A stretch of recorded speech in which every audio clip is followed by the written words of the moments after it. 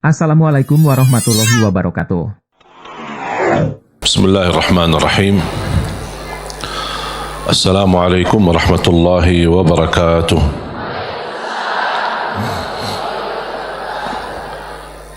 Alhamdulillahi rabbil alamin.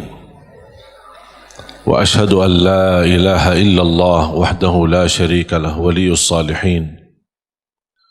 وأشهد أن سيدنا ونبينا محمدا عبده ورسوله الصادق الأمين اللهم صل وسلم وبارك على سيدنا محمد وعلى آله وصحبه ومن تبعهم بإحسان إلى يوم الدين سبحانك لا علم لنا إلا ما علمتنا إنك أنت العليم الحكيم. الحمد لله وشكر الله.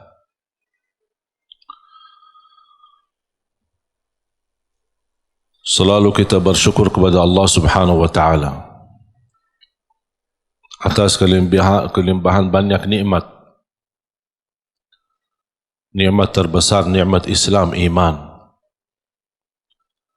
Nikmat umur, sampai saat ini kita masih bisa beribadah. Masih bisa berbuat kebaikan.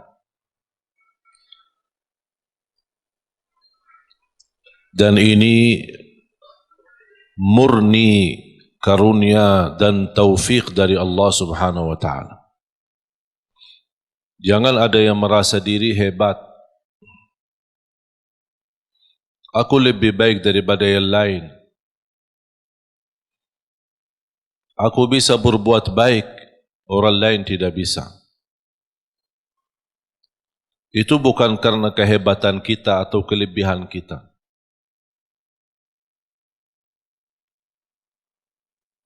Kalau kita merasa diri bisa berbuat sesuatu, berarti harus kita banyak istighfar. Dan kita kembalikan segala karunia, segala kemampuan, segala ibadah, dan kebaikan yang kita lakukan, kita ingat ini karunia dari Allah Subhanahu wa Ta'ala. Iyyaka na'budu wa iyyaka nasta'in. Hanya kepadamu ya Allah kami beribadah, dan hanya kepadamu ya Allah kami memohon pertolongan. Di antara permohonan dan meminta pertolongan Allah Subhanahu wa Ta'ala adalah hidayah. Ihdinas siratal mustaqim. Hidayah dalam segala hal. Karena hidayah ada dua macam.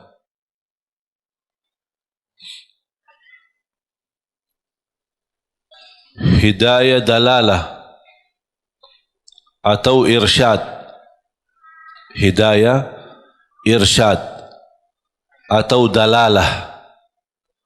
Maksudnya hidayah irsyad adalah ilmu yang kita belajari. Kita hadir di majlis seperti ini ingin mendapatkan hidayah. Hidayah irsyad adalah hidayah petunjuk. Hidayah memberitahu, menambah ilmu. Karena tambah ilmu, kita tidak bisa mendapatkan hidayah dari Allah Subhanahu wa Ta'ala.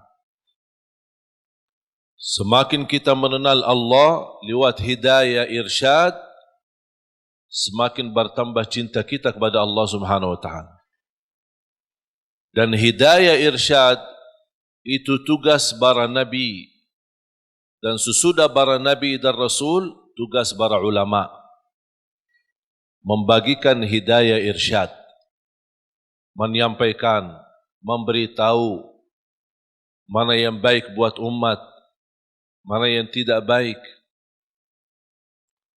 Itu hidayah pertama. Termasuk anda sekalian, Bapak Ibu, menghadiri majlis tempat belajar ilmu. Selepas majlis anda kembali, Anda membawa hidayah irsyad. Bisa Anda menyampaikan kepada keluarga yang tidak sempat hadir. Dan alhamdulillah, dengan teknologi sekarang kita bisa berdakwah. Tidak harus kita memiliki ilmu yang banyak untuk berdakwah. Satu kebaikan yang kita belajari, sampaikan kepada yang lain. Kalau kita belum sempurna menamalkannya, barangkali yang kita sudah sampaikan, orang lain bisa menamalkan lebih baik daripada diri kita, kita mendapatkan pahala yang sempurna. Oleh karena itu, buat apa kita berdakwah menyampaikan? Dan saya meyakinkan, ketika saya menyampaikan sesuatu, bukan karena saya lebih baik daripada Bapak Ibu. Tapi saya berharap dari Allah, ya Allah, apa yang saya sampaikan, barangkali ada di antara jamaah yang bisa mengambil dan menjadi lebih baik daripada saya. Itulah yang saya ingin mendapatkan pahalanya. Oleh karena itu, ketika kita menyampaikan, jangan ada yang merasa diri, aku belum ustaz, aku belum berilmu, aku belum fantas, masih banyak kekurangan, dosa saya masih banyak. Ya, semua kita berdosa. Siapa yang tidak berdosa? Coba sebutin manusia yang tidak berdosa. Hanya Nabi dan Rasul yang Allah selamatkan dan lindungi mereka. Selain itu, semuanya berdosa. Sahabat Rasulullah SAW pernah berdosa, dan semua ulama berdosa. Tidak ada yang maksum dan bersih dari dosa. Dosa besar, dosa kecil, tidak ada yang suci. Tapi karunia bagi ulama, aulia, salihin, ketika mereka berdosa, mereka sendiri tanpa ditegur, tanpa diingatkan, mereka sendiri sadar. Karena terisi hati mereka sifat malu sama Allah Subhanahu wa ta'ala. Terlanjur jatuh dalam dosa, mereka segera bertaubat dan memohon ampun kepada Allah Subhanahu wa ta'ala. Oleh karena itu, jangan kita melihat sifat kita yang menjadi hal menghalangi kita menyampaikan kebaikan. Kalau ada orang yang menolak kita, biarkan aja. Kita hanya sampaikan. Dan apa yang kita jalani lillahi ta'ala. Kalau memang lillahi ta'ala, jangan melihat nilai manusia. Ingat itu. Apapun yang Anda lakukan lillahi ta'ala, jangan melihat apa kata manusia. Tolong hafal itu. Apapun amalan, ibadah, tahajud, hadir majlis ilmu, silatul rahim, apapun amalan kebaikan. Kalau betul-betul lillahi ta'ala, jangan melihat atau mencari atau menunggu apa kata manusia. Karena manusia tidak semua bisa sama. Ada yang mengucapkan baik, ada yang mengucapkan, sombong itu orang. Dia merasa diri hebat. Macam-macam. Membuat tersinggung perasaan. Kemarin ada yang kirim Instagram, dia bertanya, kenapa saya setiap berbuat kebaikan dinilai sama orang lain buruk? Ini riya, ini apa. Saya bertanya, kamu kerjakan ini lillahi ta'ala bukan? Dia bilang, ya karena Allah. Ya udah, tidak usah lihat apa kata manusia. Biarkan saja. Kalau Anda berduli apa kata manusia, berarti itu bukan lillahi ta'ala. Dan itu yang disebutkan kata ikhlas. Dan jangan harap manusia puas. Jangan harap manusia ridha. Kita berdakwah, tidak semua orang suka dengan dakwah kita. Ada yang suka, ada yang tidak suka. Apapun alasannya, biarpun tanpa alasan, dalam hati tidak suka. Masa saya memaksa-maksa dia harus suka? Atau saya berdebat, kenapa kamu tidak suka dengan dakwah saya? Apapun alasannya, terserah. Itu pilihan dia. Kenapa aku yang pusing? Kalau dia milih suka atau tidak suka. Makanya yang kita harus menjadi target buat kita adalah semata-mata apa yang kita kerjakan lillahi ta'ala. Sungguh kalau kita fokus seperti ini, insya Allah tenang hati kita. Apa yang diucapkan oleh orang kita tidak berdulikan. Mau dia tetangga, mau dia sahabat, mau dia kerabat, tidak usah diberdulikan. Bahkan apa yang diucapkan oleh manusia, apalagi yang membuat perasaan kita tersinggung, jadikan teguran buat kita. Barangkali saya belum sempurna, barangkali saya belum baik, barangkali ada yang kurang, udah menjadi pelajaran buat kita. Saya punya doa. Saya suka ketika mendengar berita ada orang koreksi saya atau menurani atau menyebutkan kata-kata yang kurang baik.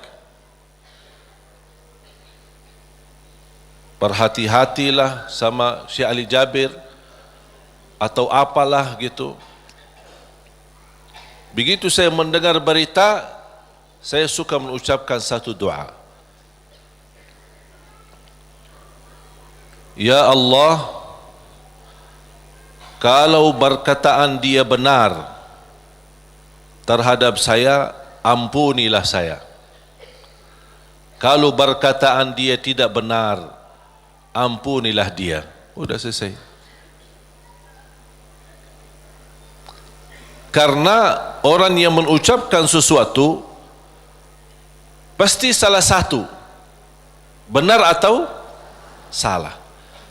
Kalau ternyata yang dia ucapkan fitnah, hanya ingin menjatuhkan nama baik, hanya ingin merusak nama baik, hanya ingin membuat fitnah, berarti saya mohon Allah ampuni dia. Semoga dia diampuni Allah. Tapi kalau apa yang dia ucapkan, oh ternyata benar, walaupun seberapa persen, oh benar, bagi saya ini menjadi pelajaran supaya saya lebih berhati-hati, lebih tambah ilmu, lebih mendalami agama, kemudian dan juga memohon ampun kepada Allah Subhanahu wa taala. Karena kita tidak maksum. Faham jamaah sekalian? Jadi tenang hatinya. Dengan ucapan orang yang jauh-jauh, malah kita yang pusing. Yang jauh biarkan jauh. Dan kita harus mengetahui irda'un nasi ghayatul la tudrak. Mencari ridha manusia itu sesuatu yang susah didapatkan. Susah. Tapi kita hidup di tengah manusia, bersabarlah menghadapi segala urusan, menghadapi segala tantangan.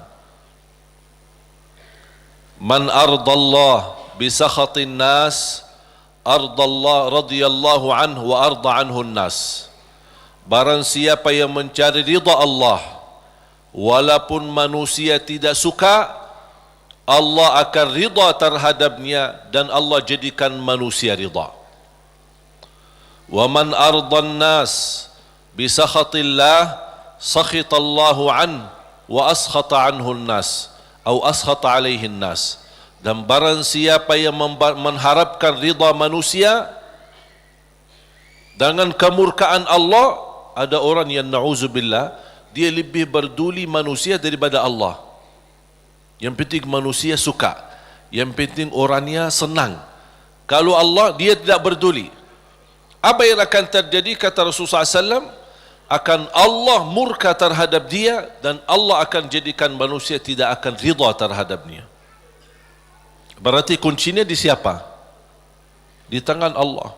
Kembali kepada Allah Subhanahu wa taala.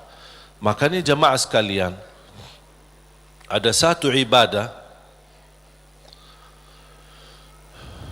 bagi saya pribadi seindah ibadah. Indah ibadah, nikmat. Bahkan Rasulullah SAW sebutkan senjata bagi orang mukmin ibadah tersebut. Senjata. doa. Seindah ibadah bagi saya adalah doa. Bahkan orang yang tidak selalu berkenan berdoa kepada Allah, orang itu sombong. Sebagaimana Allah sebutkan di dalam surat Ghafir, surah 40 ayat 60. A'udzu billahi minasy syaithanir rajim. Wa qala rabbukum ud'uni astajib lakum. Innal ladzina yastakbiruna an ibadati sayadkhuluna jahannama dakhirin. Sadaqallahul azim. Wa qala rabbukum ud'uni astajib lakum. Allah memerintahkan kalian untuk berdoa kepadaku, kata Allah, aku akan ijabah. Berarti kalau kita doa, berarti itu kan perintah. Ud'uni, perintah. Allah mengajak kita, memerintahkan kita berdoa. Dan Allah juga menjanjikan, astajib lakum, aku akan ijabah. Saya mengambil kesimpulan dari ayat ini, dan ada ayat yang lain. Saya suka berdoa seperti ini. Ya Allah, aku berdoa memohon kepadamu sesuai perintahmu. Sesuai perintahmu. Karena yang memerintahkan kita doa siapa? Allah. Ya Allah, aku berdoa memohon kepadamu atas perintahmu. Ya Allah, aku mohon diijabah sesuai janjianmu. Bisa enggak hafal doa ini? Nah, ini doa saya ini. Bisa? Itu kalau bahasa Arab namanya ta'wilul Quran. Namanya ta'wil Al-Quran. Mengambil ayat, memahami ayat tersebut dan bisa mengeluarkan doa dari makna daripada ayat itu. Allah memerintahkan kita berdoa dan Allah janji akan terima. Ya Allah, aku berdoa sesuai perintahmu. Karena Allah memerintahkan saya berdoa, aku berdoa. Tapi aku mohon diijabah sesuai janjianmu. Karena sungguh innallaha la yukhliful mi'ad. Allah tidak mengingkari janji.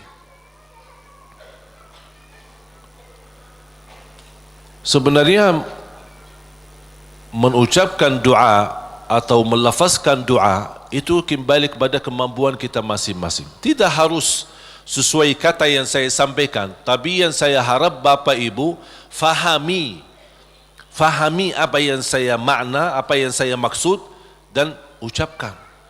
Bisa Anda membuat ucapan sendiri yang bisa menjadi tanda hubungan Anda sama Allah Subhanahu wa taala. Karena doa adalah hubungan hamba sama Allah. Ada satu ayat di suratul Baqarah 186. A'udzu billahi minasy syaithanir rajim. Wa idza sa'alaka 'ibadi 'anni fa inni qarib. فإني قريب أجيب دعوة الداع إذا دعان فليستجيبوا لي وليؤمنوا بي لعلهم يرشدون.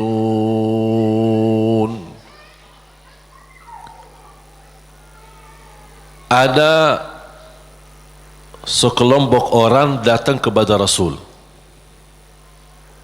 Ini sebab nuzul ayat ini. Arabbuna qaribun fanunajih am ba'idun fanunadih. Mereka bertanya sama Rasulullah SAW, ya Rasulullah, apakah Allah dekat? Cukup kami bermunajat, fanunaji, atau Allah jauh, perlu munadat. Munadat dalam bahasa Arab panggilan bagi orang yang jauh. Munadat. Kalau munajat, orang yang dekat. Makanya dalam bahasa Indonesia disebut apa? Kita bermunajat kepada Allah. Makanya ada sahabat bertanya, ya Rasulullah, apakah Allah dekat? Cukup kami munajat, artinya tidak perlu kerasin suara, tidak perlu teriak-teriak, karena Allah sudah dekat. Munajat namanya kalau bahasa Arab. Makanya ketika saya mendapatkan kata munajat dalam bahasa Indonesia, ini sebenarnya dari bahasa Arab. Munajat bahasa Indonesia sama munajat dalam bahasa Arab. Tapi punya makna. Kalau yang selama ini Bapak Ibu yang fahami barangkali daripada munajat, doa kan? Ada arti yang lain selain doa? Tapi kalau dalam bahasa Arab munajat, doa kepada Allah yang sangat dekat. Itulah artinya. Munajat, berdoa kepada Allah yang sangat dekat. Makanya disebut kata munajat. Beda sama munadat. Terakhir T. Munadat. Munadat itu adalah panggilan bagi orang yang jauh. Misal kalau ada orang jauh, bilang apa? Fulan, saya di sini. Kan dia jauh, biar dia perhatikan kita. Itu kalau dalam bahasa Arab nada. Nada panggil orang yang jauh supaya dia bisa mendengar kita. Sahabat bertanya, Rasul, apakah Allah dekat? Cukup kami munajat atau Allah jauh, perlu kami munadat. D dan terakhir T. Munadat. Rasulullah SAW diam, tidak menjawab. Turunnya wahyu membawakan ayat ini, Suratul Baqarah ayat 186.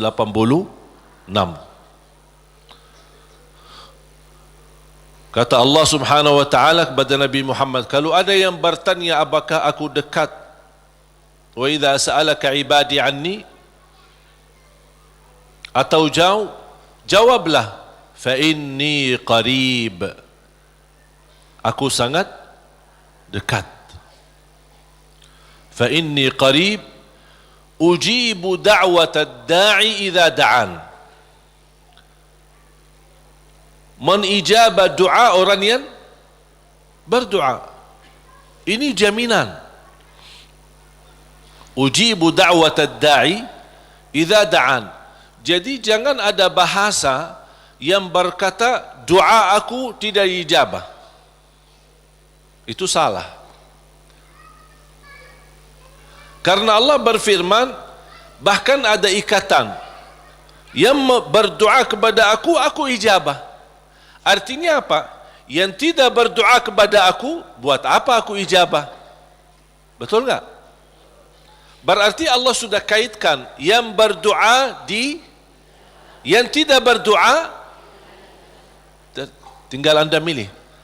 Tapi tidak boleh ada bahasa aku berdoa tapi kainnya diijabah. Oh, berarti salah kita.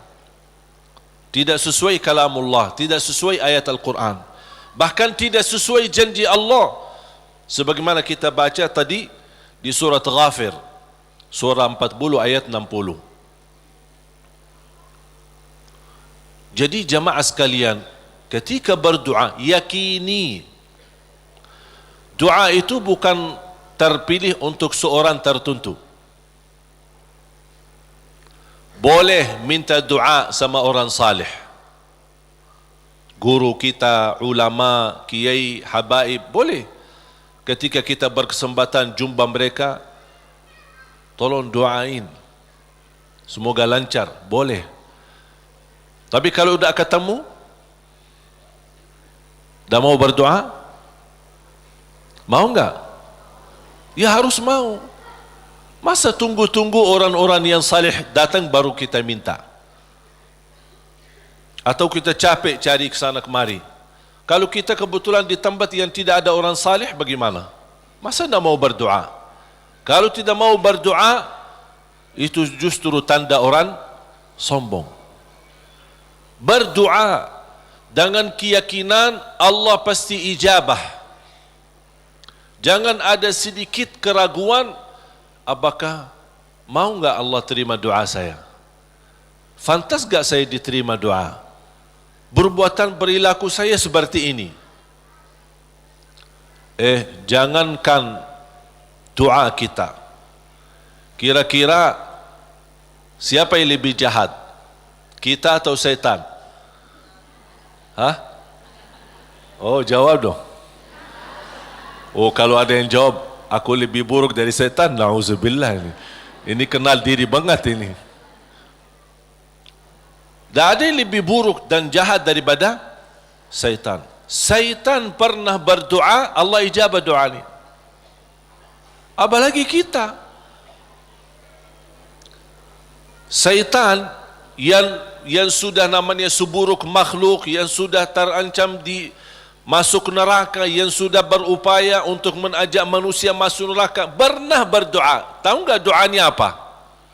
Ketika dia menolak perintah Allah bersujud kepada Nabi Adam, Allah usir dia dari rahmatnya, dan Allah subhanahu wa ta'ala ancam dia masuk neraka. Apa permintaannya? Dia minta satu, kalau memang seperti ini, ya Allah, mohon panjangkan umur saya sampai hari kiamat. Satu-satunya makhluk yang umurnya panjang sampai hari kiamat itu syaitan. Masih hidup. Sampai akan datang satu saat, itu menjadi salah satu ciri hari kiamat. Di akhir zaman, sudah di ujung dunia, Allah kirimkan sebuah angin. Setiap manusia beriman mencium angin itu, dihirup angin itu, akan langsung mati. Yang hanya tersisa di muka bumi, yang tidak ada orang mengucapkan la ilaha illallah. Habis. Dan mereka sendiri yang nanti yang menjadi seburuk-buruk manusia di muka bumi, yang tidak ada sedikit pun beriman kepada Allah Subhanahu wa taala. Dan mereka yang akan menghadapi proses kejadiannya hari kiamat, sampai mereka mati semua total, baru Allah Subhanahu wa taala memerintahkan malaikat Israfil untuk meniup, dan kemudian keluar suara yang kencang, dan dihidupkan semua manusia kembali. Yang baik, yang buruk, yang salih, yang talih, yang beriman, yang tidak beriman, semua akan dihidupkan kembali sama-sama. Jadi syaitan diijabah doanya. Kira-kira mana yang lebih fantas diijabah doa, syaitan atau kita? Kita sujud karena Allah, ibadah karena Allah. Cukup di hati memiliki iman kepada Allah, itu sudah cukup menjadi bukti diijabah doa kita. Apalagi kalau disertai dengan berbuat kebaikan yang lain. Jangan ada yang membuat kita putus asa. Salat kita jarang, atau banyak lambat salat, atau ketiduran salat. Yang namanya manusia, bertaubatlah. Taubat. Suka ketiduran salat subuh, insya-Allah ada satu saat taubat, insya-Allah bangun salat subuh. Jangan menjadikan dosa membuat kita putus asa dari segala hal. Semuanya berdosa, bahkan harus berdosa. Tak ada manusia yang tidak berdosa. Sampai Rasulullah SAW bersabda, bukan kata saya, tapi itu bersabda Rasulullah SAW. Kullu ibnu Adam khata', semua keturunan Adam bersalah, berdosa. Wa khairul khatta'in at-tawwabun. Tapi yang baik atau yang terbaik di antara yang bersalah, yang suka bertaubat. Siapa yang makhluk yang tidak berdosa? Tahu enggak? Malaika. Malaika satu-satunya makhluk yang tidak boleh berdosa. Tidak boleh berdosa, tidak boleh lupa, tidak boleh lelah, tidak boleh capek, dan ibadah seterus-terusnya sampai mati. Mengapa? Karena Allah menciptakan mereka seperti itu. Allah menciptakan malaikat dari cahaya, tugasnya la ya'suna Allah ma amarahum wa yaf'aluna ma yu'marun. Sebagaimana Allah Subhanahu wa taala berfirman di surah At-Tahrim, sifat mereka, karakter malaikat adalah mereka tidak pernah berdosa dan bermaksiat terhadap perintah Allah Subhanahu wa taala, dan selalu mereka mengikuti dan melaksanakan perintahnya. Itu malaikat. Makanya tidak ada malaikat yang diajak bertaubat. Tapi kita manusia harus berdosa. Sebagaimana bersabda Rasulullah SAW, semua keturunan Adam bersalah, berdosa. Yang terbaik di antara mereka adalah yang suka bertaubat. Dosa sengaja, dosa tidak sengaja, dosa kecil, dosa tidak kecil, dosa tulisan. Sekarang karena kita bergaul dengan sosial media, pasti ada kata-kata. Ada dosa yang membawa perasaan, mengikuti perasaan, cinta, ucapkan kata-kata melalui WhatsApp atau bersama teman, melembar kata barangkali awalnya tidak sengaja membuat dia jatuh cinta, besok lama-kelamaan menjadi pacaran. Ini kan awalnya dari dosa ucapan. Ketik namanya, ketik dosa. Diketik dosa itu, ketik, tik, tik, tik, tik. Awalnya enak kan? Awalnya hanya ngobrol kan? Ngobrol biasa. Lama-kelamaan ada ucapan. Berapa ketikan kita yang bertahun-tahun atau berbulan-bulan, berapa banyak yang kita, berapa kata? Coba. Makanya bayangkan jamaah sekalian, karunia dari Allah, kalau setiap kata yang kita tuliskan ini dosa dan maksiat, Allah hukum kita habis. Sudah habis kita. Berapa ucapan yang kita ucapkan? Apakah anda bisa jamin segala ucapanmu 100% bersih? Tidak bisa. Ada yang anda ucapkan tanpa sengaja membuat orang lain tersinggung, itu dosa. Membuat orang lain sakit hati, apalagi kalau sengaja. Makanya kenapa kita disuruh banyak istighfar? Karena dosa-dosa yang kita lakukan, tanpa kita sadari, mudah-mudahan diampuni Allah Subhanahu wa taala. Makanya salah satu karunia, kata Rasulullah SAW, wassalatu ila salat mukaffirat. Salat dengan salat selanjutnya di antaranya adalah terhapus dosa-dosanya. Dari hari Jumat ke Jumat berikutnya terhapus di antaranya dosa-dosa kita. Dari Ramadan sampai Ramadan yang akan datang terhapus dosa-dosanya di antaranya.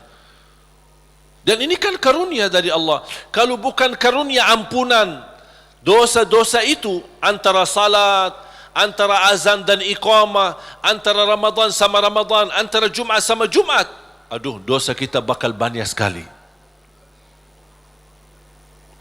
Makanya ada seorang curhat kepada Imam Al-Hasan Al-Basri rahimahullah, aku dulu suka tahajud, tiba-tiba malas tahajud. Apa jawab beliau? Terikat dirimu dengan dosa. Yang membuat kamu berat bangun tahajud dosamu, bukan malas. Ada orang, kok kenapa malas? Bukan malas, tapi ada dosa yang kita lakukan. Barangkali belakangan kita sering membuat hati ibu kita sakit. Ibu mengharapkan sesuatu, tapi kita malah menolak, membuat dia tersinggung. Di saat kita duduk bersama ibu, kita tidak merasa hatinya tersinggung. Kita pergi tidur malam hari, kok dah bangun tahajud. Oh, ternyata dosa kesinggungan hati ibu membuat kita terikat, tidak bisa bangun tahajud. Apalagi dosa yang sengaja kita lakukan. Jadi ketika kita merasa kekurangan ibadah, segera bertaubat dan istighfar. Karena kekurangan ibadah bukan karena malasmu, bukan karena merasa diri sudah bosan beribadah, tidak. Pasti ada dosa. Harus bertanya diri, dosa apa yang saya lakukan sampai saya begitu malas ibadah? Dosa apa yang saya lakukan sampai sudah berubah sifat saya? Dulu saya suka salat di masjid, kok kenapa sekarang tidak suka ke masjid? Ada apa? Itu saking bahayanya dosa, sangat pengaruh dalam kehidupan kita. Makanya kalau kita terus beristighfar, selalu beristighfar, jangankan kita beristighfar karena dosa maksiat, beribadah saja kita butuh istighfar. Contoh, habis salat, Assalamualaikum warahmatullahi, Assalamualaikum warahmatullahi, terus Astaghfirullah. Kenapa? Apakah kita berbuat dosa? Apa itu salat dosa? Tidak, salat itu kebaikan. Tapi kenapa kita diminta habis selesai salat beristighfar? Seandainya ada kekurangan dalam salat kita, pasti kurang khusyuk, kurang ikhlas, banyak kekurangan dalam salat kita. Ya Allah, mohon diampuni dengan istighfar.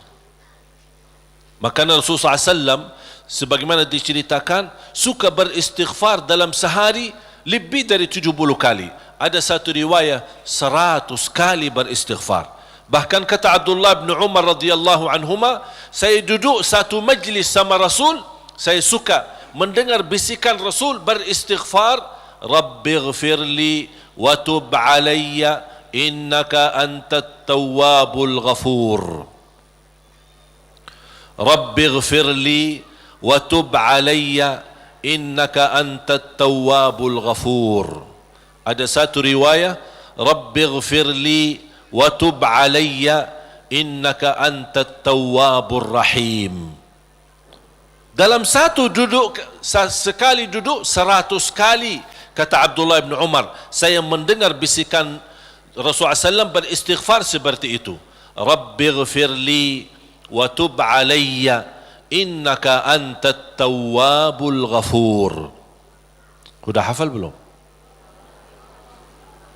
Coba. Rabbighfirli wa tub alayya innaka antat tawwabul ghafur. Memohon ampun, mohon diijabah dan diterima taubatnya.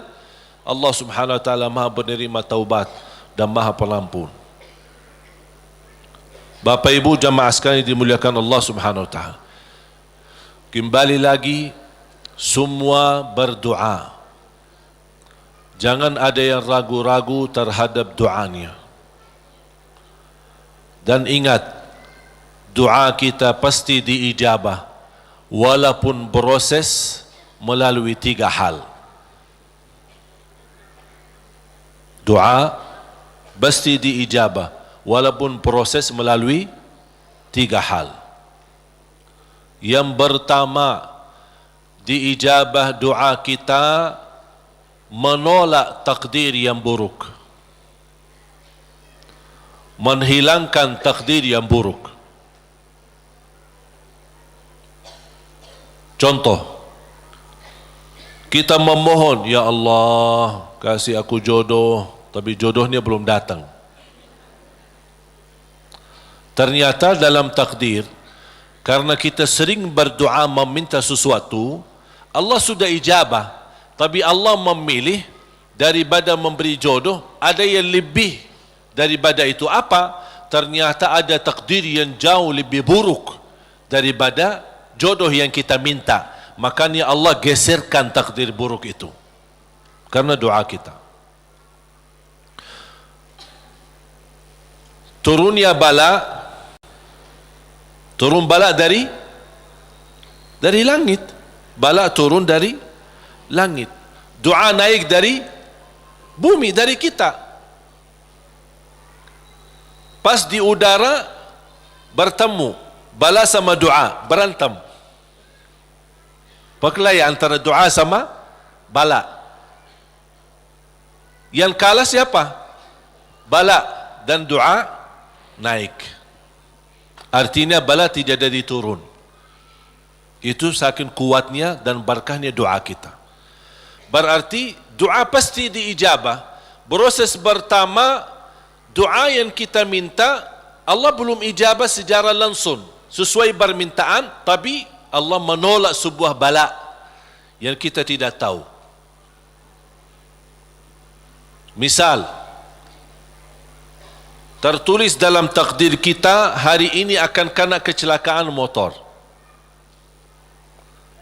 Tapi ternyata doa kita tidak pernah bilang, ya Allah selamatkan saya dari kecelakaan motor misalnya. Kita tidak berdoa seperti itu.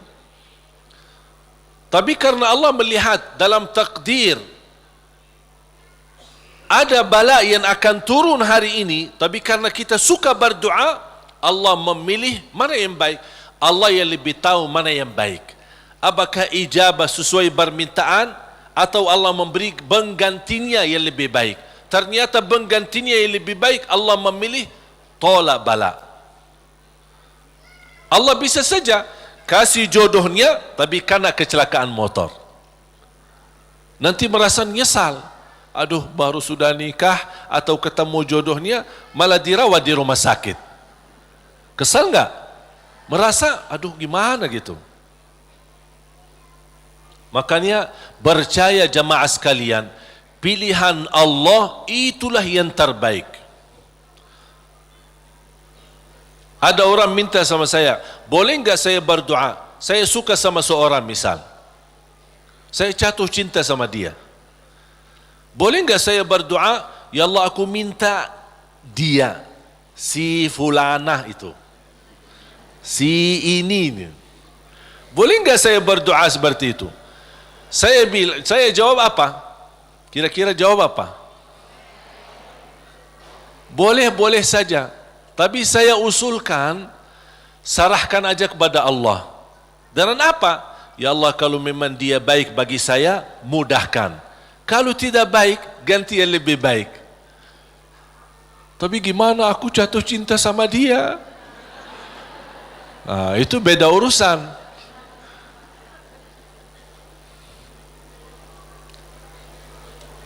Nanti ada satu cerita, insya Allah indah, bisa menambah wawasan buat kita.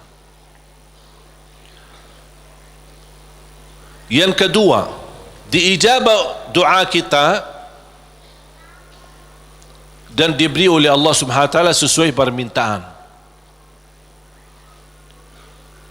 Apakah saat ini atau besok atau bisa lama. Tapi kita percaya pilihan Allah itulah yang terbaik. Yang ketiga, doa yang kita minta atau yang kita selama ini bermunajat, ternyata bala masih terus menimpa kita. Musibah kita terus ketemu. Selesai satu masalah, tambah lagi masalah. Kemudian permintaan yang kita minta juga belum ketemu. Saya minta kerjaan yang bagus, belum ketemu. Saya sudah berusaha melamar kerja sana sini, belum ada. Terus mana doa aku selama ini, mana? Ternyata yang ketiga, jatuhnya yang di ketiga. Yang ketiga apa? Allah simpan doa kita buat di akhirat. Berarti tidak ada yang hilang di sisi Allah.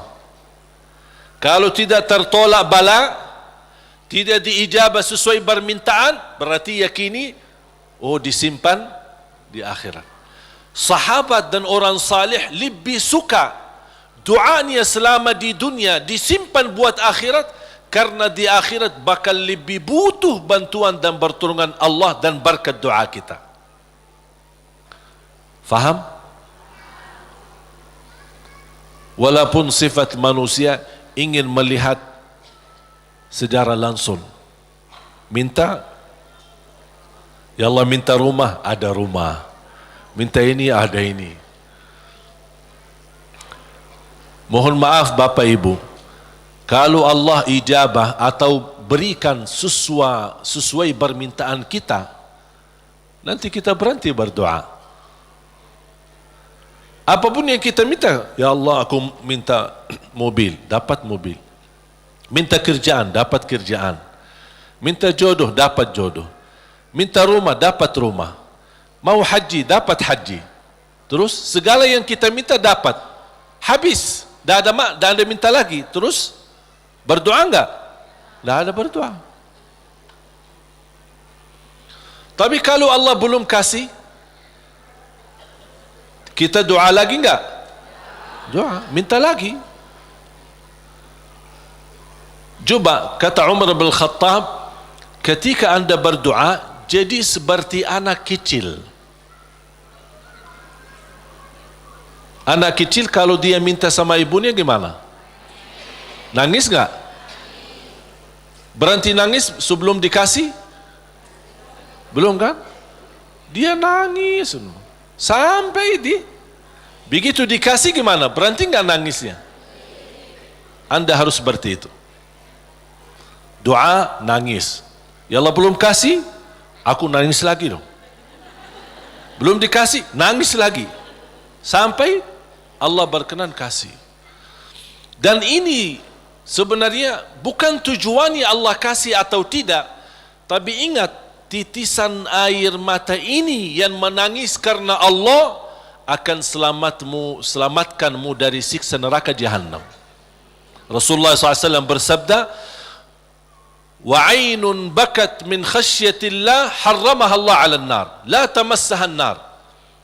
Barang siapa yang menangis karena Allah, akan Allah haramkan jasadnya disentuh oleh neraka Jahannam. Berarti kita tidak rugi.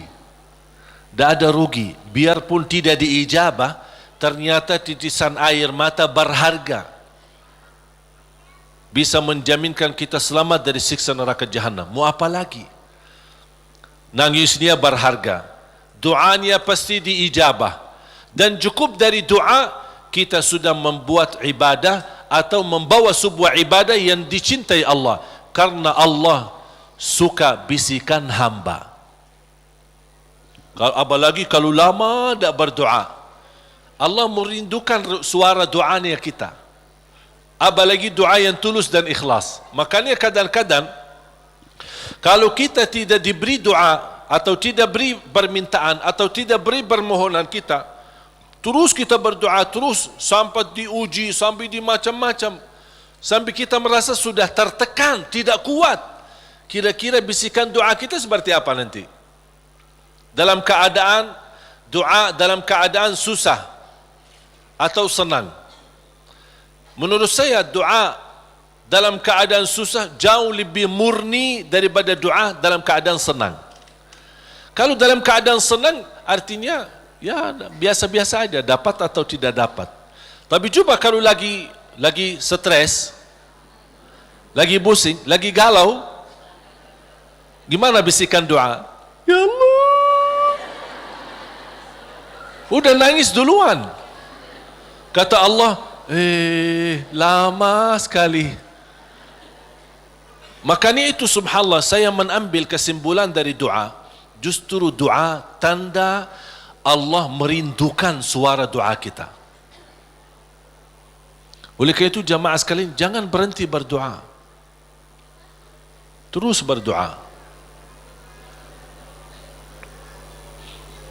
Nabi Yunus alaihi salam ketika tertahan di dalam perutnya ikan berlama-lama di bawah laut, dia tidak pernah berhenti dengan mengucapkan la ilaha illa anta subhanaka inni kuntu minadh zalimin. Kata Imam Ibnul Qayyim rahimahullah, barang siapa yang membaca doa ini dengan sepenuh keyakinan, pasti diijabah oleh Allah hajatnya. Karena Allah habis doa ini, apa kata Allah? Fastajabna lah, kami terima dan menijabah doanya. La ilaha illa anta subhanaka inni kuntu minadh zalimin. Oleh kerana itu kembali lagi, doa kita diijabah atau tidak? Saya bertanya, doa kita diijabah atau tidak? Diijabah. Yakin? Terus berdoa. Dalam keadaan apapun selalu kita berdoa. Apalagi dalam keadaan susah yang kita yakini tidak ada Tuhan yang bantu kita, tidak ada makhluk yang bisa menolong kita, tidak ada sesuatu yang bisa mengangkat segala musibah dan bala yang kita hadapi, hanya Allah subhanahu wa ta'ala. Apalagi dalam sujud, sempatkan dalam sujud. Karena Rasulullah SAW bersabda, aqrabu ma yakunu al-'abdu ila rabbi wa huwa sajid. Hamba ketika dalam keadaan sujud, posisinya sangat dekat kepada Allah. Makanya di akhir hadis Rasulullah SAW bersabda, fa'akthiru minad du'a, barbanyalah doa. Bisa menikmati doa insyaAllah mulai hari ini. Doa menurut saya sesuatu hubungan yang sangat indah sama Allah. Apalagi kalau bisa berdoa dengan cara curhat. Bisa enggak curhat sama Allah? Kalau lagi galau suka curhat enggak? Sering saya terima, Ustaz boleh curhat enggak? Terus saya bilang apa ya? Boleh atau tidak? Saya bertanya, sudah curhat sama Allah belum? Dia bilang belum. Mau sama Ustaz dulu katanya. Ada saja. Belajar bagaimana bisa curhat. Sungguh kalau kita sudah biasa curhat sama Allah, tidak bakal curhat sama manusia. Jadi ketika berdoa, jangan hanya minta, ya Allah tolonglah, tolonglah ya Allah, ampunilah. Jangan hanya suka minta, cerita. Bisa enggak anda cerita? Allah kan lebih tahu. Allah tahu segala sesuatu. Tapi salah apa kalau saya cerita? Apa yang terjadi hari ini? Ya Allah, aku sudah niat baik, niat tulus, dan saya pergi ke sana malah seperti ini, dicaci maki, dihina, malah dianggap dan suuzzan, buruk sangka. Habis gimana ya Allah? Cerita, curhat, seperti meminta solusi dari Allah Subhanahu wa taala. Kalau belum merasa ada jalan, wallahi akan merasa nikmat.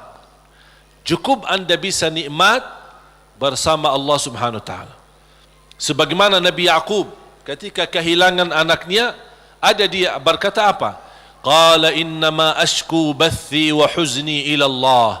Aku hanya mampu curhat kepada Allah Subhanahu wa taala. Aku ingin cerita. Padahal Allah tahu apa yang terjadi, tapi dia ingin cerita lagi sama Allah Subhanahu wa taala. Ungkapkan cerita ini kepada Allah, itu sudah merasa diri dan membuat hati kita tenang. Kembali kepada hidayah, dan saya tutupi cerita. Jadi hidayah yang pertama, hidayah dalalah wa irsyad. Seperti tugas para nabi dan rasul dan ulama berdakwah, dan anda semua bisa membagi hidayah irsyad, memberitahu ke orang lain lewat SMS, lewat WhatsApp, lewat apa saja yang kita mampu secara langsung. Yang kedua adalah hidayah taufiq. Hidayah taufiq. Habis kita dapat hidayah irsyad, habis kita sudah tahu, habis kita belajar, angkat tanganmu. Ya Allah, berilah kepada diri aku, berikan kepada kami semua hidayah taufiqmu agar ilmu yang saya belajari bisa saya amalkan, bisa menjadi saksi baik, bisa membuat saya lebih baik, bisa merubah saya menjadi lebih baik, bisa menjadi mulia di mata manusia dan mulia di matamu ya Allah. Itu namanya hidayah taufiq. Itu yang dimaksud ihdinas siratal mustaqim. Makanya ketika kita sudah membaca Al-Fatihah dan setelah memuji Allah Subhanahu wa taala, kita meminta hidayah taufik dari Allah Subhanahu wa taala, meminta petunjuk dalam segala hal. Dalam rumah tangga kita mohon hidayah taufik. Isteri urus suami minta hidayah taufik. Suami mengurusi dan melayani isterinya minta hidayah taufik. Dua-duanya melayani anaknya dan mendidik anaknya minta hidayah taufik, supaya terbangun rumah tangga sakinah mawaddah rahmah. Ketika kita bekerja minta hidayah taufik supaya kerja ini benar-benar merubah ibadah dan juga penghasilannya menjadi halal dan jauh dari syubhat apalagi yang haram. Kita meminta hidayah taufik dalam segala kehidupan kita, langkah-langkah menuju masjid, mencari nafkah, mencari rizki, semua dalam kehidupan kita selalu disertai dengan hidayah taufik. Kalau hidayah taufik berarti Allah telah memimpin kita untuk memberi yang terbaik. Kalau Allah memimpin kita memberi yang terbaik, berarti Allah sudah berkenan menerima amalan yang sudah kita berikan kepada Allah Subhanahu wa taala. Bapak Ibu, saya tutupi satu cerita. Ada seorang bekerja cukup, penghasilannya pas-pasan, kerjaannya sederhana di sebuah pabrik. Dia jatuh cinta sama seorang wanita, tapi dia merasa diri belum memiliki kemampuan untuk bisa melamar dia. Dia hanya berdoa kepada Allah Subhanahu wa taala bagaimana supaya bisa mendapatkan kerjaan yang lebih baik, kerjaan yang lebih besar, supaya penghasilannya banyak dan bisa membawa dia atau menikahi dia. Sudah berdoa, sudah memohon berlama-lama, tapi dia tidak sabar untuk menanti-nanti bertemu dengan jodohnya. Dan dia tidak menyerahkan kepada pilihan Allah mana yang terbaik. Ternyata dia sendiri dengan merasa diri hebat untuk mencari solusi sendiri. Dia membaca sebuah iklan penawaran kerja di tempat yang baik, yang bagus, gajinya lebih besar. Dia membuat surat memundurkan diri dari tempat kerjaan untuk melamar kerjaan yang baru. Dan semua perjuangan ini ujung-ujungnya harapannya untuk bertemu dengan jodohnya supaya jangan sampai kehilangan yang dia cintai. Dalam perusahaan itu ketika dia memundurkan diri, kata pemilik perusahaan, karena orangnya luar biasa, kerja rapi, tertib, bagus, kenapa kamu mengundurkan diri? Saya dapat kerjaan di tempat lain yang lebih bagus. Sambil ditawarkan kenaikan gaji walaupun tidak sebanyak perusahaan baru, tapi tetap dia mengambil keputusan mundurkan diri. Dia mundurkan diri dengan harapan mudah-mudahan diterima di tempat kerjaan yang baru. Dalam perjalanan lewati lampu merah,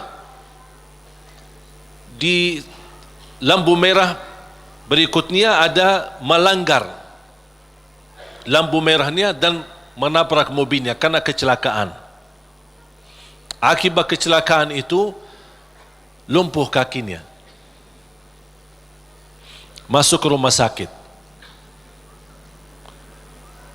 Dari hasil kecelakaan ini dia kehilangan kerja yang lama, kehilangan kerja yang yang baru. Hilang dua-duanya. Berharap selama dia di rumah sakit, barangkali si perempuan yang selama ini dia cintai bisa datang. Ternyata berhari-hari tidak pernah datang. Di SMS tidak dibalas, di telepon tidak diangkat. Tapi dia tidak pernah putus asa karena masih cinta sama dia. Habis dia berupaya dan bekerja keras dari rumah sakit, akhirnya datang yang menjadi harapan dia, calon istrinya. Melihat keadaannya sudah tidak ada kaki, dalam keadaan tidak bisa bergerak, tidak bisa berbuat apa-apa. Datang melihat keadaannya, si calon istrinya ikut sedih, tapi tidak berbanyak bicara. Kemudian dia meninggalkan rumah sakitnya dan dia SMS kepada si laki, mohon maaf, barangkali kita bukan jodoh. Soalnya ada seorang yang datang ke rumah bapa melamar saya. Bertambah sakit. Sakit kaki ditambah sakit hati. Yang menabrak dia ketika kecelakaan ternyata seorang perempuan cantik dan dari keluarga yang kaya. Dan subhanallah, karena si perempuan ini merasa diri bersalah, selama di rumah sakit si perempuan ini terus melayani dengan ikhlas dan tulus. Tapi si laki ini masih hatinya ke si perempuan itu. Sampai alhamdulillah selesai dirawat di rumah sakit, dipindahkan ke rumahnya. Pas sampai ke rumahnya, masih si perempuan cantik itu suka datang ke rumahnya melayani. Dan ada ibunya juga, ibu si laki itu. Lama kelamaan sudah mulai terbawa hati dan perasaan. Tapi dia merasa malu. Wanita ini cantik, dari keluarga yang kaya, aku orang susah, dulunya aku bekerja aja pas-pasan, apalagi sekarang tidak ada kerja. Dalam keadaan kalau saya bicara sama dia, kira-kira mau enggak sama aku? Dia masih belum meyakinkan. Dia hanya menyerahkan kepada Allah Subhanahu wa taala. Ketika satu saat pagi hari, dia sudah merasa setiap pagi menunggu si perempuan datang karena dia suka rutin, ikhlas, tulus untuk datang melayani. Di pagi hari menunggu datang si perempuan, seperti biasa bikinin teh, terus datang siapin sarapan, walaupun ibunya ada, tapi dia sudah merasa diri bersalah, ingin membalas, ingin berbuat sesuatu. Dan langsung perempuan berkata, aku ingin sampaikan sesuatu, boleh? Kata si laki, saya juga ingin menyampaikan sesuatu, tapi tidak apa-apa, kamu duluan. Langsung si perempuan dengan keberanian dia berkata, mau enggak berkenan saya jadi istrimu? Sama dengan harapan dia. Dia langsung kaget, seperti perasaan yang sama, keinginan yang sama, hati yang sama. Tapi langsung kata beliau, apa yang saya bisa berikan? Saya orang biasa, orang miskin, dalam keadaan begini, tidak bisa bekerja. Langsung perempuan ini, jangan fikirkan soal kerjaan. Ayah saya seorang pemilik perusahaan besar, saya bisa mendapatkan kerjaan di tempat ayah saya. Langsung kata dia, bagaimana aku bisa bekerja dalam keadaan begini? Kerjaan kamu mudah, di kantor, tidak perlu di lapangan. Jadi dapat kerjaan yang jauh lebih enak, gaji lebih besar, dengan istri yang lebih cantik. Gimana si wanita itu, si perempuan itu yang melamar dia sudah nikah, ternyata hasil nikahnya tidak bertahan lama, cerai. Kenapa cerai? Karena tidak bisa punya keturunan. Sedangkan si laki yang kena kecelakaan, dia ingin nikahi perempuan itu karena ingin mendapatkan keturunan, karena dia suka sama anak-anak. Allah tahu kesukaan dia tidak akan dapat dengan perempuan ini, makanya Allah memilih dia dapat perempuan yang jauh lebih cantik, lebih kaya, bahkan terjamin mendapatkan keturunan. Walaupun kecelakaan. Walaupun kecelakaan.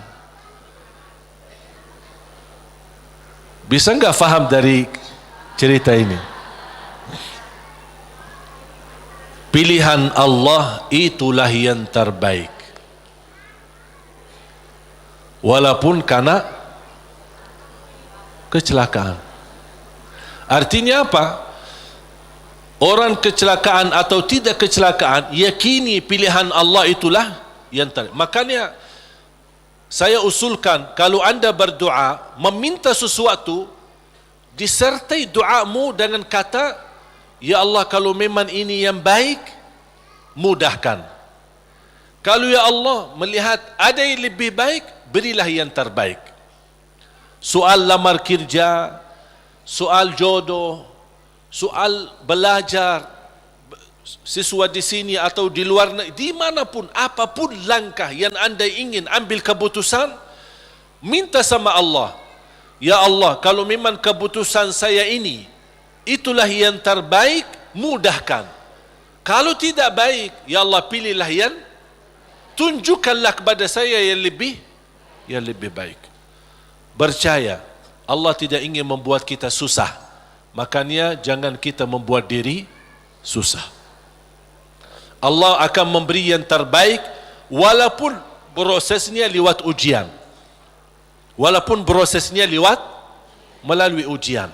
Karena bisa jadi melalui ujian anda bisa menjadi jauh lebih mulia dan jauh lebih terkabul hajat sesuai pilihan Allah Subhanahu wa taala. Saya tidak milih datang ke Indonesia. Bahkan tidak pernah berdoa, ya Allah bawa saya ke Indonesia. Dan tidak pernah menjadi cita-cita saya untuk ke Indonesia. Tapi saya yakini apa yang Allah pilihkan buat saya nikmati, saya juga memberi yang terbaik karena Allah Subhanahu wa taala. Makanya di mana Allah tempatkanmu, di mana Allah posisikanmu, berilah yang terbaik lillahi taala, menjadi pertama tanda syukur kita atas posisi kita, dan mudah-mudahan itulah yang menjadi pilihan Allah. Kalau itu yang menjadi pilihan Allah, berarti percayalah itulah yang terbaik. Faham? Mohon maaf Bapak Ibu, cerita yang saya ceritakan jangan cari dalam Quran ya. Nggak ada ya. Ini buatan saya ini. Saya buat cerita hanya ingin memberikan gambaran. Dari kesimpulan ayat dan hadis, memang ternyata pilihan Allah yang terbaik. Walaupun proses lewat ujian. Mungkin pernah dulu saya menceritakan cerita gigitan anjing. Ingat gak? Masih ingat gak? Lupa ya? Hah? Mau gak cerita? Boleh satu? Hah? Boleh gak?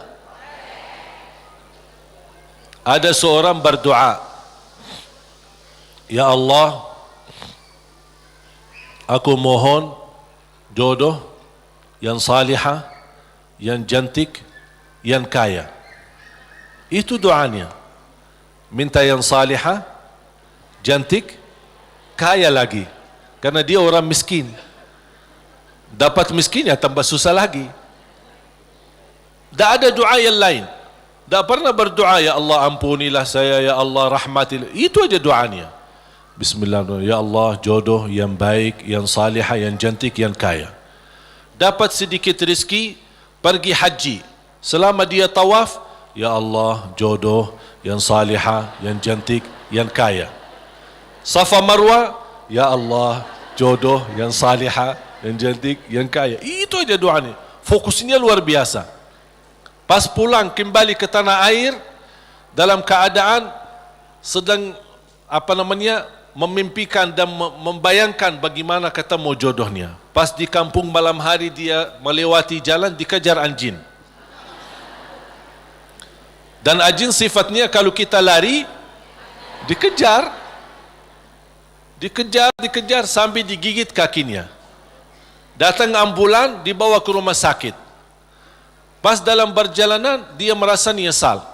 Ya Allah, selama ini minta jodoh yang salihah, yang cantik, yang kaya. Masa dikirimkan anjing? Merasa tidak terima gitu.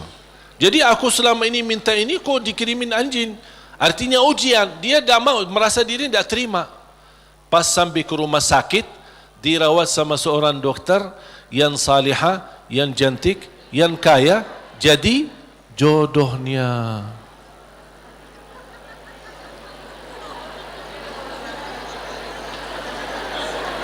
Berarti Allah sudah ijabah kan? Tapi kata Allah, soalnya dia selama ini kan sehat, tidak pernah sakit. Allah kirimkan anjing gigit dia supaya sakit, dan ketemu jodohnya di rumah sakit. Alhamdulillah.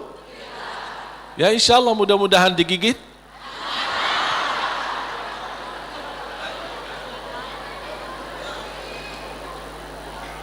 Makanya subhanallah jemaah sekalian, wallahi percayalah sama Allah. Percayalah sama Allah. Termasuk apa yang terjadi di Palestina, percayalah sama Allah. Allah tidak suka umat Islam ditindas. Allah tidak suka umat Islam dalam keadaan dihina, diusir, dibunuh. Kezaliman yang terjadi di Rohingya, di Palestina dan di mana-mana terhadap umat Islam, Allah tidak suka itu. Cuman pasti ada sesuatu yang Allah ingin tunjukkan, yang menjadi pilihan. Barangkali melalui ujian ini Allah ingin mewujudkan manusia yang kuat menghadapi segala tantangan. Dan juga salah satu hikmah, Allah ingin menunjukkan kepada dunia bagaimana kekuatan kebersamaan umat Islam. Dan alhamdulillah, menurut saya apa yang terjadi dari hasil diumumkan Al-Quds menjadi ibu kota Israel, justru memang nampaknya ujian, tapi bagi saya nikmat, karena dari situ umat Islam mulai bersatu. Tidak pernah tergerak semua dunia, jangankan yang muslim, non-muslim pun tergerak. Semuanya turun di lapangan untuk menunjukkan ke mata dunia, kami menolak proses ini. Dan inilah salah satu hikmah yang Allah ingin tunjukkan kepada manusia dan kepada musuh Islam, bagaimana kebersamaan kita, kepedulian kita. Walaupun kita memang tidak bisa membantu banyak untuk saudara kita Palestina, tapi upaya kita, sedekah kita, infak kita, doa kita dan rasa kepedulian kita mudah-mudahan menjadi tanda saksi baik. Ya Allah, itulah yang kami bisa berikan. Kami tidak bisa merubahkan keputusan, tapi kami bisa menunjukkan perasaan dan bisa menunjukkan yang baik dalam doa dan kekuatan kita, karena kekuatan kita adalah kebersamaan. Kalau kita bersatu, baru musuh Islam mulai memfikirkan jangan bermain-main lagi terhadap umat Islam. Makanya mari kita sama-sama menjaga kebersamaan kita. Tinggalkan perbedaan. Jangan kita membuat perbedaan menjadi perpecahan. Jadi perbedaan di antara kita adalah kekayaan ilmu yang bisa kita sama-sama menghormati dan sama-sama menjaga, bukan sama-sama menjatuhkan dan sama-sama menjelekkan. Mari kita sama menjaga kebersamaan kita, rapatkan saf kita untuk menunjukkan bukan kepada manusia tapi kepada Allah Subhanahu wa taala rasa kepedulian, rasa cinta bersama sesama muslim, sesama manusia yang sedang dihina, sedang ditindas, sedang dizalimi di saudara kita di negeri Palestina. Mari kita sama-sama dan kita menghebohkan dan mengajak semua untuk mengikuti aksi bela Palestina yang insyaAllah hari Ahad besok tanggal 17. Yang merasa diri tidak mau ikut, itu terserah, itu pilihanmu dan itu keputusanmu. Tapi jangan membuat orang lain yang ingin mengikuti aksi bela Palestina, anda mengungkapkan kata-kata yang bisa menghilangkan perasaan semangat bagi mereka. Kalau tidak bisa ikut, terserah. Kalau tidak bisa bicara yang baik, lebih baik diam. Setuju? Makanya jemaah sekalian, saya baru saja kemarin datang dari sana dan alhamdulillah dapat karunia yang tidak terduga. Ketika saya bertemu Imam Masjidul Aqsa di sana dan habis makan siang hari Jumat, diajak beliau ke rumahnya, kemudian duduk lama ngobrol, kemudian salat asar bersama, kembali lagi ke rumahnya sambil menyambut tamu-tamu yang datang dari Turki, dari Inggris, dari Prancis, dari mana-mana. Subhanallah, banyak tamu yang datang dan masing-masing membawa sumbangan untuk saudara kita dan untuk Masjidul Aqsa. Pas maghrib beliau juga ajak ke masjid dan tanpa memberitahu, habis selesai iqamat beliau dorong saya untuk ke mihrab dan menjadi imam di Masjid Qubbatus Sakhra di tempat mi'rajnya Nabi Muhammad sallallahu alaihi wasallam. Saya jujur saja tidak bisa terbayang bagaimana karunia dari Allah Subhanahu wa taala bisa menjadi imam umat Islam di tanah suci Palestina, di area Masjidul Aqsa dan Qubbatus Sakhra. Makanya subhanallah, apa yang saya nikmati dan alami di sana luar biasa. Memang saudara kita berjuangannya bukan main. Saya melihat anak-anak kecil, bahkan warga Palestina, Masya Allah luar biasa. Dari jam 3 sudah mereka berdiri di depan pintu-pintu Masjidul Aqsa, yang sebelum masuk ke area masjid kan ada halaman besar kayu bagar, dan bagar itu ada pintu-pintu. Memang sayang sekali pintu-pintu yang di bagar itu dikuasai oleh orang Yahudi Israel, dan senjata, di bawah mereka senjata menjaga. Dan kita menunggu dari jam 3 sampai jam 4 baru dibuka pintu, baru kita bisa masuk untuk salat tahajud. Subhanallah, bisa saya melihat orang-orang Palestina, kalau saya hanya sebagai berkunjung ke sana 2 hari, 3 hari, paling lama 1 minggu, kemudian kembali lagi.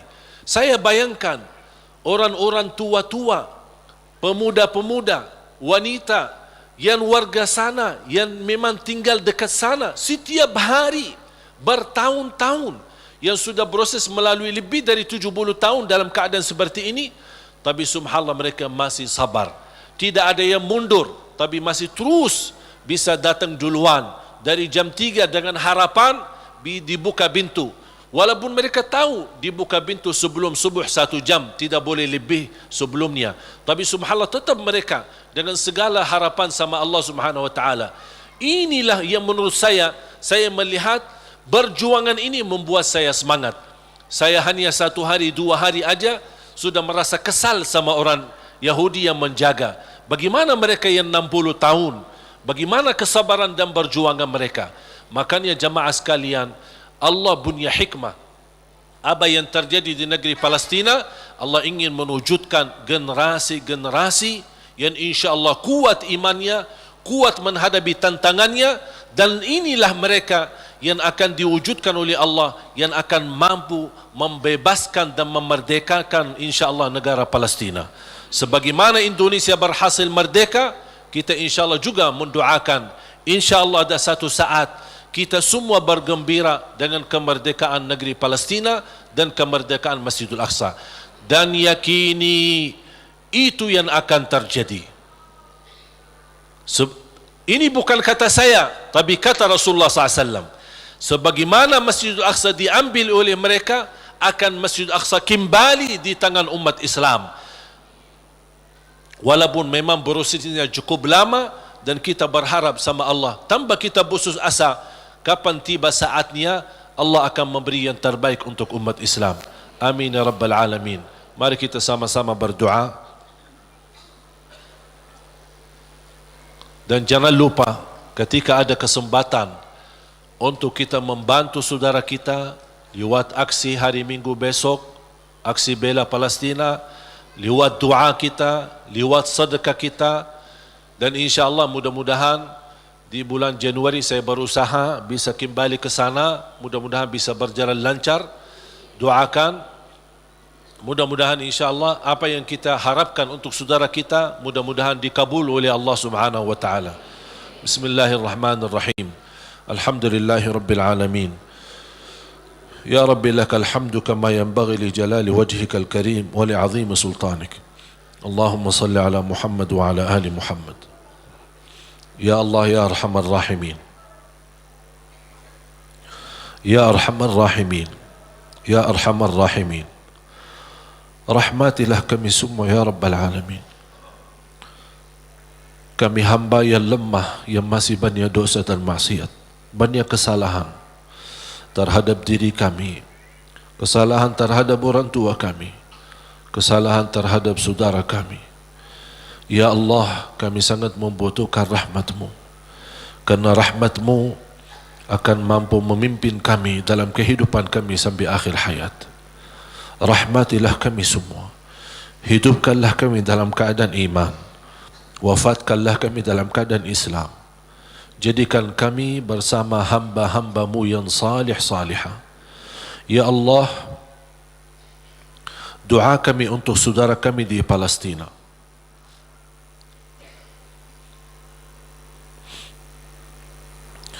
Betapa berat ujian yang dihadapi oleh mereka. Masjidul Aqsa, tempatnya Isra dan Mi'raj Nabi Muhammad sallallahu alaihi wasallam, sedang menghadapi ujian. Ya Allah, dengan kepedulian kami terhadap saudara kami di Palestina, mudah-mudahan momen ini menjadi salah satu sebab menyatukan umat Islam ya Rabbal Alamin. Sebagaimana kami mampu merapatkan saf kami di dalam masjid, kuatkanlah kami ya Allah agar mampu merapatkan saf-saf kami di luar masjid. Birahmatika ya arhamar rahimin. Tolonglah saudara kami, lindunilah Masjidul Aqsa dan Qubbatus Sakhra. Lindunilah ya Allah tempat tanah suci ya Rabbal Alamin dari segala keburukan, dari segala bala. Ya arhamar rahimin. Ya Allah, ampunilah dosa kami, kesalahan kami, tutupi aib-aib kami, maafkan kekurangan kami. Aku mohon ya Allah untuk semua yang hadir, selepas majlis ini masing-masing pulang sudah diampuni segala dosanya.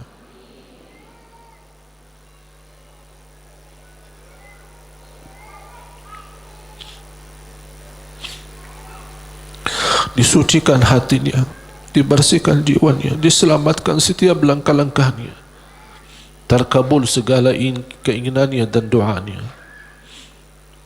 Ya Allah, di antara kami yang sakit, sembuhkan penyakitnya, sehatkan badannya. Di antara kami yang belum mampu meninggalkan dosa dan maksiatnya karena hawa nafsunya, ya Allah, kuatkan hatinya, sempurnakan imannya agar mampu meninggalkan dosa dan maksiatnya dan terima taubatnya ya Dzal Jalali wal Ikram. Ya Allah, berikan kepada kami kemampuan istiqamah sampai akhir hayat, istiqamah Islam iman sampai akhir hayat, istiqamah beribadah sampai akhir hayat. Akhiri hayat kami dengan husnul khatimah, husnul khatimah, husnul khatimah ya Allah. اغفر لنا ولوالدينا وارحمهم كما ربونا صغارا واغفر لجميع المسلمين والمسلمات والمؤمنين والمؤمنات الأحياء منهم والأموات. Tolonglah saudara kami ya Allah di negara Rohingya, di Yaman, di Iraq, di Libya, di Syria. Ya Allah, tolonglah saudara kami, angkat segala bala dan musibah, berikan kemenangan ya Dzal Jalali wal Ikram terhadap orang-orang yang zalim ya Dzal Jalali wal Ikram. Angkatlah kezaliman terhadap umat Islam ya Allah. Jauhkanlah kami dari segala macam kezaliman ya Rabbal Alamin. Lindungilah kami ya Allah dari segala keburukan, dari segala bahaya ya Arhamar Rahimin. Rabbana taqabbal minna innaka antas sami'ul alim wa tub alaina innaka antat tawwabur rahim. Ya Allah, atas izinmu kami sama-sama berkumpul di masjid ini. Ya Allah, berilah kepada kami kemuliaan, sama-sama jumpa kembali di dalam surgamu ya Allah.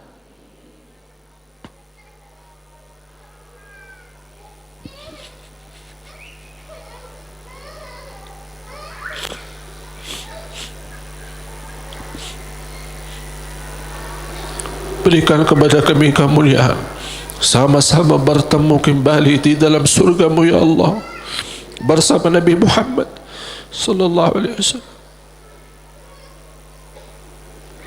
Rabbana atina fid dunya hasanah wa fil akhirati hasanah wa qina adzaban nar. Wa sallallahu ala sayyidina nabiyina Muhammad wa ala alihi wa sahbihi wa baraka wa sallam. Subhana rabbika rabbil izzati amma yasifun wa salamun ala al mursalin. والحمد لله رب